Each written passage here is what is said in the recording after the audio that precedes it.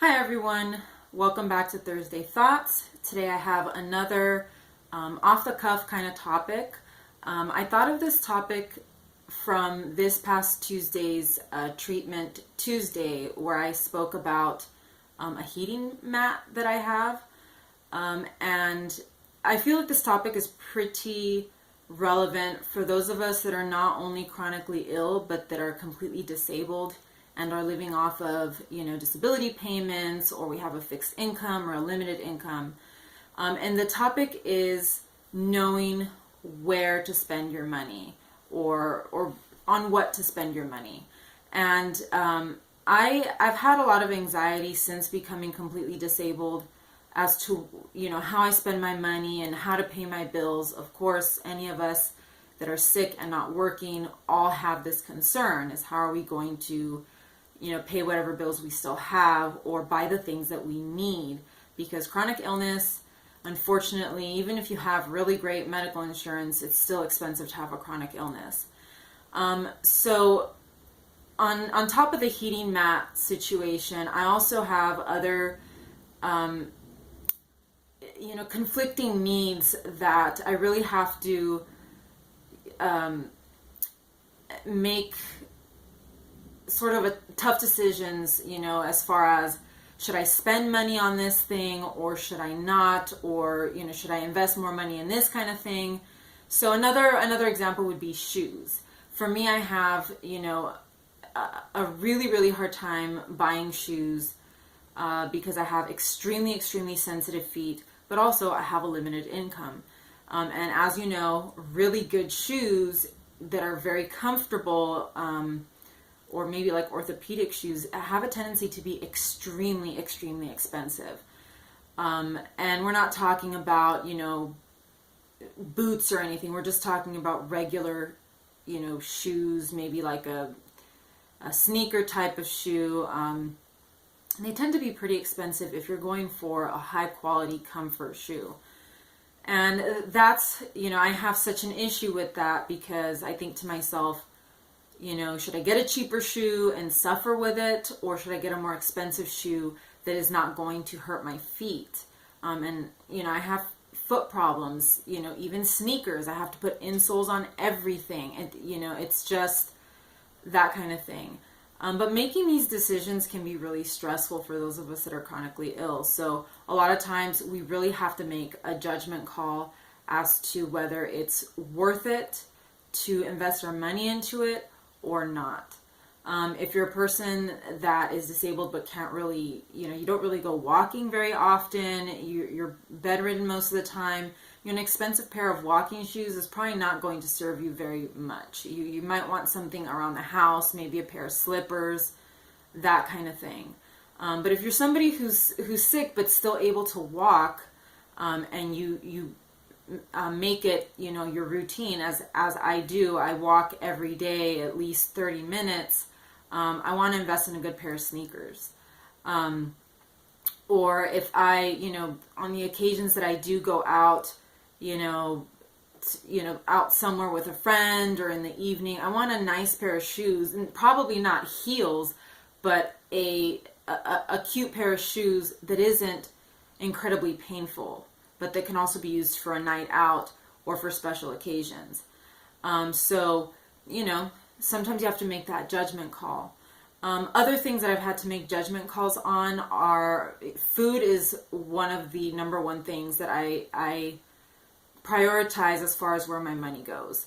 I don't like cutting corners on my food, although I don't do my own grocery shopping. I prefer not cutting corners there. I prefer organic meats, organic fruits and vegetables if I can afford it, or farmers markets.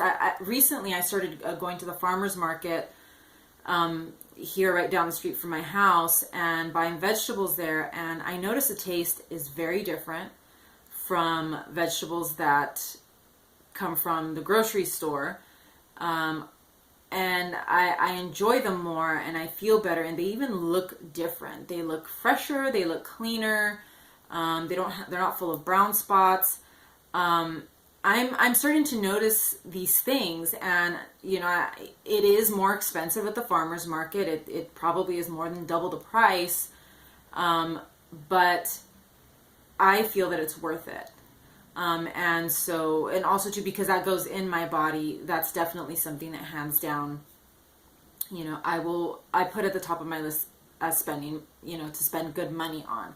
I can always, go without the fancy pair of shoes or the expensive pair of shoes, and go with some more expensive, organic, antibiotic free food.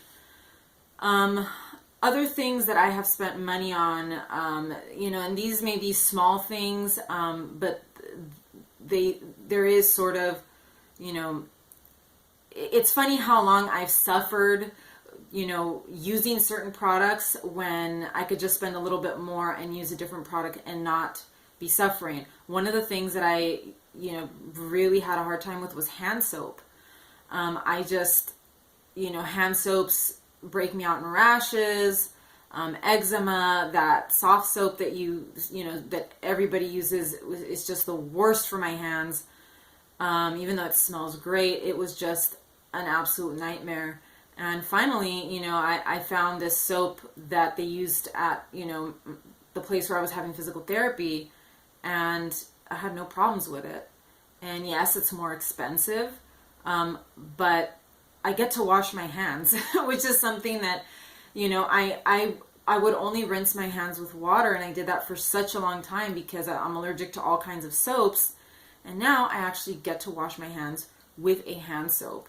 And so these are the things that I really look at. If you're suffering through something, if you're putting up with something, with a bad pair of shoes, or, for example, the hot pack that I talked about on Tuesday, where I had a hot pack that was full of herbs and spices, and it was just drying up, cracking, it wouldn't stay hot. And I suffered with that thing for years. Whenever I would have pain, it was just getting up back and forth to the microwave to heat it up. And all I had to do was spend a little more money and get an infrared heating mat that I could just plug into the wall.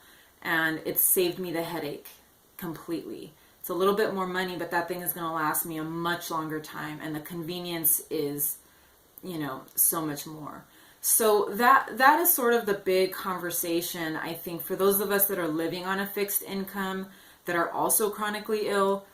You really have to pick your battles and tell yourself, is it worth it to just keep suffering, dealing with something or dealing with a product that is not really serving you, or spending a little bit of extra money for something that is going to benefit you?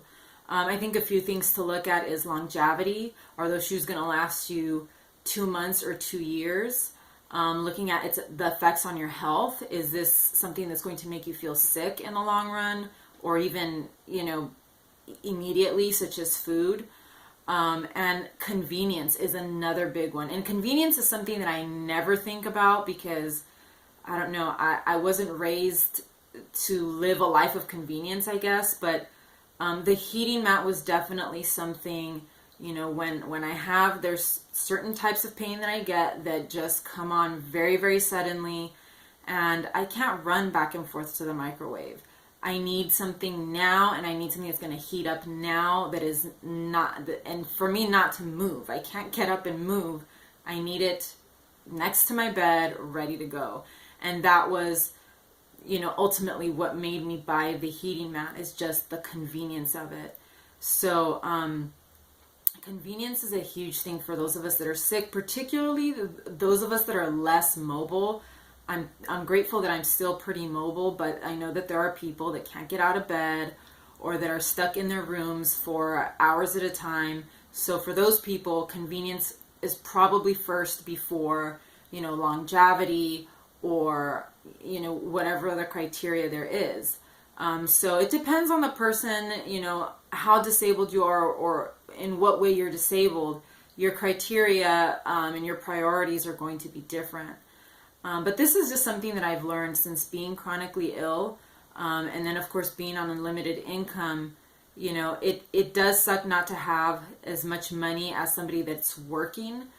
but I have learned to put my money where I need it to be in order to make my life easier. Because at the end of the day, your life is hard enough. What you're trying to do is make your life easier, more streamlined, and better. I mean, it's not going to be great because you're sick all the time, but you're trying to make your life as best as you possibly can make it given your circumstances.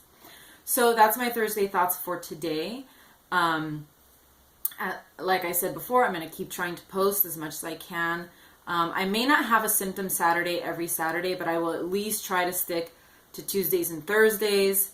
If anything, at the very least, I will just stick to Thursdays and just do Tuesdays and Saturdays as a bonus. But at any rate, just stay tuned, and I will be back again very soon.